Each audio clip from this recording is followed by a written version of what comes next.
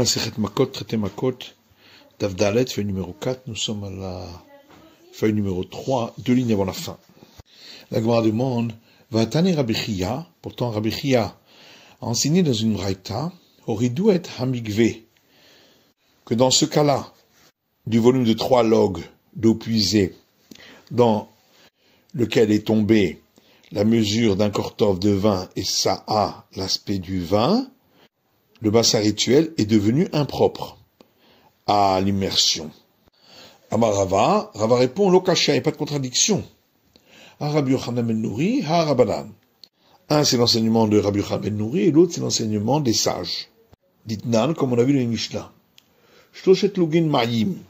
Lorsqu'il y a le volume de 3 logs d'eau puisée, Chaser Kortov, moins le volume d'un Kortov. Shenafal etochan Kortov yain. Et est tombé dans cette eau-là le volume d'un Kortov de vin. Ou maréen que maréa yain. Et ça a l'aspect du vin. Venaflou le migvé. Et c'est tombé dans le bassin rituel. Lo pasluhu. Ça ne l'a pas rendu impropre, même s'il y avait moins de 40 CA dans ce bassin rituel. De même, le volume de 3 logs d'eau moins un kortov. Shenafal etochan kortov halav. Et est tombé dedans le volume d'un kortov de lait. Et ça a la couleur de l'eau. Venaflou le migvé, c'est tombé dans le bassin rituel. Lo pasuhu. Ça ne le rend pas impropre. Rabbi Yochanan ben Nouri Omer, Akol olech achar hamar'eh. Rabbi Yochanan ben Nouri dit, dans tous les cas, on va d'après la couleur.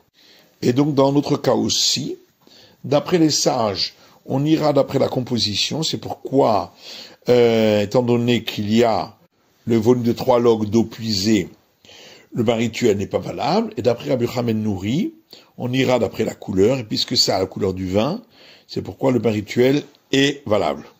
Et la Gemara demande, Hamibaya, Baïla, Rav Papa. Pourtant, Rav Papa a posé une question à ce sujet. Le Baï Rav Papa, puisque Rav Papa a demandé, Rav Tane Chaser Kortov Beresha, est-ce que Rav, dans le début de cette braïta, il enseigne qu'il y avait le volume de 3 logs d'eau puisée moins un kortov, et c'est pourquoi le bassin rituel reste valable. Aval, Shlosha lugin et Tanakama pasle. Mais s'il y avait le volume de 3 logs d'eau puisée, et on a rajouté du vin, et ça a la couleur du vin, ce ne serait pas valable. Vata, Rabbi Yochanan memar akol olech achar hamar'eh. Et Rabbi Yochanan ben Nouri dit à ce sujet qu'on va d'après la couleur, et donc, dans tous les cas, c'est valable. V'Rav, d'Amar Rabbi Yochanan ben Nouri. Et donc, l'enseignement de Rav va d'après Rabbi Yochanan ben Nouri. Odilma Rav lotane chaser kortov beresha. Ou bien on va dire que Rav n'a pas enseigné, dans le premier cas de cette braïta, qu'il y avait le volume de 3 logs moins un kortov, mais qu'il y avait le volume de 3 logs d'eau puisée. Rabbi Yochanan ben Nouri qui paliga sefa ou de palig. Et donc, dans ce cas-là, même les sages sont d'accord avec le fait qu'on suit la couleur. Mais Rabbi Yochanan ben Nouri qui paliga sefa ou de palig. Et Rabbi Yochanan ben Nouri, son opposition c'est uniquement dans le deuxième cas de la braïta, où lui dit qu'on va d'après la couleur, et donc, puisque c'est la couleur de l'eau, le bassin rituel n'est pas valable. Rav de Amar qui livrait à Kol. Et dans ce cas-là, l'enseignement de Rav irait d'après tout le monde. La grande dit le Rav Papa, mi ba'yale, le Rava pshitale. Effectivement, pour Rav Papa, la question se pose. Mais Rava, pour lui, c'est évident. Rav Yosef dit lo shmi ali ashmata. Moi, j'ai jamais entendu cet enseignement de Rav. Amalé Abaye, Adamart lani alan. Et Abaye le dit, mais c'est toi-même qui nous l'as enseigné. Et ainsi tu nous avais enseigné des Rav lotane chaser kortov beresha. Que Rav, dans le premier cas d'Abraïta, il n'a pas enseigné qu'on parle d'un cas où il manquait un kortov au volume de 3 logs d'eau puisée. Mais Rabbi Yochanan a seifa palig. Et donc, Rabbi Yochanan ben Nouri, c'est sur le deuxième cas de la Braïta qu'il est en opposition avec les sages. Le Rav d'Amar qui est livré à Kol. Et Rav pense comme les deux opinions. Vama Rabuda Marav. Et Rabuda dit encore au nom de Rav. Havit Melea Maïm, un tonneau rempli d'eau, chez Nafla Leyamagodol, qui est tombé dans l'océan. À Tovel Shamlo Alta Lotvila, si quelqu'un s'est immergé à cet endroit, l'immersion n'est pas valable, car on craint qu'il y avait le volume de 3 logs d'eau puisée dans un endroit. Et à cet endroit-là, donc, son corps ne s'est pas trempé dans une eau valable. Davka Yamagadol, et ça c'est seulement lorsque c'est tombé dans l'océan, les Kaïv et Kaïma, parce que les eaux stagnent. Aval Nahara Be'alma, mais si c'était dans un fleuve où les eaux coulent, l'eau, dans ce cas-là, on ne craint pas cela. Tanya Nemiachi, il y a une moïta qui dit aussi la même chose, Ravit Melea Yahin, un tonneau plein de vin chez Nafla Yamagadol, qui est tombé dans l'océan. Tovel Sham Lo Alta Lotvila, celui qui s'est immergé à cet endroit-là, l'immersion n'est pas valable. Vechen qui casse le trouma chez Nafal Sham, et de même, si un pain de prélèvement au prêtre est tombé là-bas, tamé, devenu impur, puisque la personne qui s'est trempée à cet endroit-là est restée impure et a rendu impur ce vin qui était tombé, qui a rendu impur le pain. Maïvechen, pourquoi on a rajouté ce cas en disant et de même, parce qu'on aurait pu croire que c'est uniquement pour l'homme qu'on considère qu'il reste impur, parce que c'était ainsi qu'il était au départ, mais pour le pain de prélèvement au prêtre, on lui donnerait le statut du départ, qui est d'être pur, Kamash Palan, c'est pourquoi on vient nous apprendre que non, il est devenu impur. Matit, l'histoire suivante. Si les témoins ont dit, nous témoignons sur cet homme, qu'il doit à un tel la somme de 200 zouz, et ils ont été réfutés. Lokin ou Meshamim, ils recevront la flagellation et ils paieront cette somme. Parce que ce n'est pas le même verset qui leur attribue la sanction de la flagellation, qui est celui qui leur attribue la sanction du paiement. Divrei Rabbi Meir, ça c'est les paroles de Rabbi Meir. Alors que les sages disent et noloké. Toute personne qui doit payer ne reçoit pas en même temps la flagellation. S'ils ont dit, nous témoignons sur un tel qu'il doit recevoir la flagellation Arbaim des 40 coups. Mais ils ont été réfutés. Lokim Shmonim, ils recevront la flagellation de 80 coups.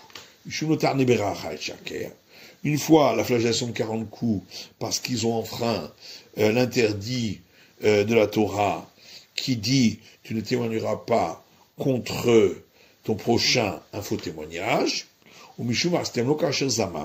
et aussi, à cause du verset qui dit, vous lui ferez ce qu'il a pensé faire à l'autre. Rabbi Meir, ça c'est la vie de Rabbi Meir, et les sages disent, ils ne recevront que les 40 coups. Gemara. La Gemara dit, on comprend la vie des sages, étant donné qu'il est écrit dans la Torah concernant celui qui reçoit la flagellation, qui recevra en fonction de sa faute. Et donc de là on apprend que tu ne lui donnes qu'une sanction pour une faute, et non pas 2 sanctions comme s'il avait fait 2 fautes. Et là Rabbi Meir, Maïtama, quelle est la raison de son opinion? Amaroula Gamal Moti Shemra. On l'a dit, parce qu'il a appris du cas de celui qui a diffamé sur sa femme en disant que elle n'était pas vierge.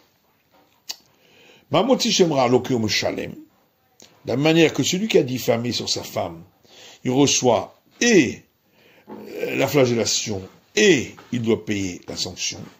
Avkol, de même dans tous les cas, Lokeum Shalem, il reçoit la flagellation et doit payer la sanction.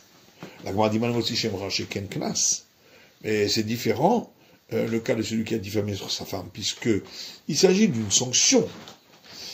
Et la grande réponse, ça va là que Rabbi Akiva. Rabbi Meir pense comme Rabbi Akiva, Damar Edin Zomim Klasaou, qui a dit que dans le cas des témoins réfutés, c'était aussi une sanction, ce qu'il paye. Certains rapportent cet enseignement de Roula sur l'enseignement suivant des Tanya, qu'on a vu dans une braïta. Il est écrit dans le verset, l'autotir mimenu ad boker. Vous n'en garderez pas de la viande de sacrifice pascal jusqu'au matin. Notamment mimenu ad boker. Et ce qui reste jusqu'au matin, le gomer, etc., vous le brûlerez. Donc le verset a donné un commandement positif, rappelle le commandement négatif. Le marché nokin alav. Et de là on apprend que on ne reçoit pas la flagellation pour le fait d'avoir contrevenu au commandement négatif, puisque il a été réparé par le commandement positif qui suit. Divrei Rabbi Yehuda, c'est la vie de Rabbi Yehuda. Rabbi Akiva Omer, Rabbi Akiva dit l'homme Hashem musé. C'est pas pour cette raison. Et la Mishum d'Avinelav Shenbo Maaseh. Mais c'est parce que il s'agit d'un commandement négatif où il n'y a pas d'acte, puisqu'au contraire, il attend, il laisse faire. Et tout commandement négatif où il n'y a pas d'acte, on ne reçoit pas la flagellation. Donc ça veut dire que Rabbi Yehuda, lui, considère que un commandement négatif où il n'y a pas d'acte, on reçoit la flagellation. Manale, et lui il l'apprend. Maroula, ou l'a dit Gaman Motsi Shemra. Il l'apprend de celui qui a diffamé sa femme. Mamotsi Shemra, la chaîne Boma, c'est de la même manière que dans le cas de celui qui a diffamé sa femme, il s'agit d'un commandement négatif où il n'y a pas d'acte, puisqu'il ne s'agit que de paroles. Et malgré tout, il reçoit la flagellation. De même, pour tout commandement négatif où il n'y a pas d'acte, on reçoit la flagellation. Et on pose la question, mais c'est différent dans le cas de celui qui a diffamé, parce que il reçoit la flagellation et aussi il doit payer. Et là-bas, Rechakish, c'est pourquoi Rechakish dit, Gama Me'alim Zomemim. Il apprend du cas des témoins réfutés. De la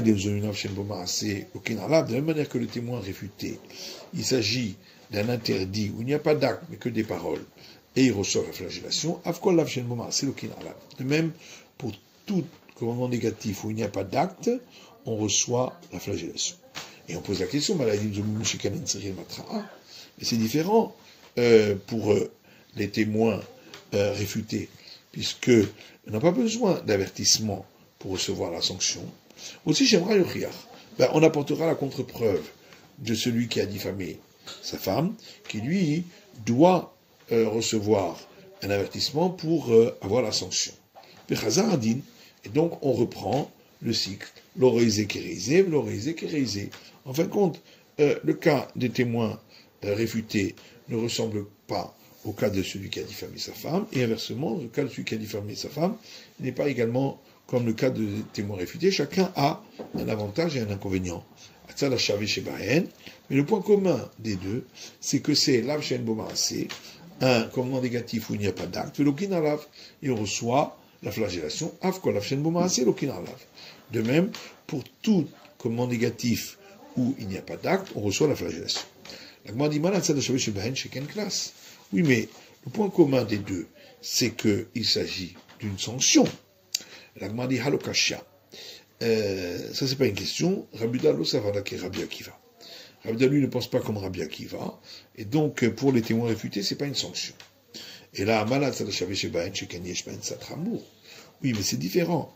Le point commun des deux, c'est que chacun a une particularité d'avoir un point très sévère, qui est d'une sévérité tout à fait particulière. Rabbi Yehuda, Rabbi Yehuda, lui, ne repousse pas l'argument en disant simplement qu'il y a un point sévère, puisque le point de chacun est différent de celui de l'autre. Et les sages, eux, qu'est-ce qu'ils apprennent de ce verset qui dit « Tu ne témoigneras pas contre ton prochain un faux témoignage » Il l'utilise pour l'interdiction de témoigner en tant que témoins qui vont être réfutés. Et Rabbi Meir, d'où il apprend cet avertissement d'interdiction de témoins réfutés. Rabbi Yirmiyah, Nafkanim Vanisharim, Ishmeru Veiraou, Velo Yosifu Od. Rabbi Yirmiyah dit, il apprend de la fin du passage concernant les témoins réfutés, où il est dit, et ceux qui resteront entendront et craindront et ne continueront pas encore à le faire, ce qui montre donc un interdit. Verabanan, alors que les sages, Aumbarele la Chaza, ils utilisent ce verset-là pour dire que le tribunal rabbinique doit publier la sanction. Rabbi Meir, alors que Rabbi Meir, Achaza mishmeo v'yira'u nafka, la publication de la sanction, il la prend des termes, ils entendront et ils craindront. C'est la fin de l'étude de la feuille numéro 4 du Daf Dalet.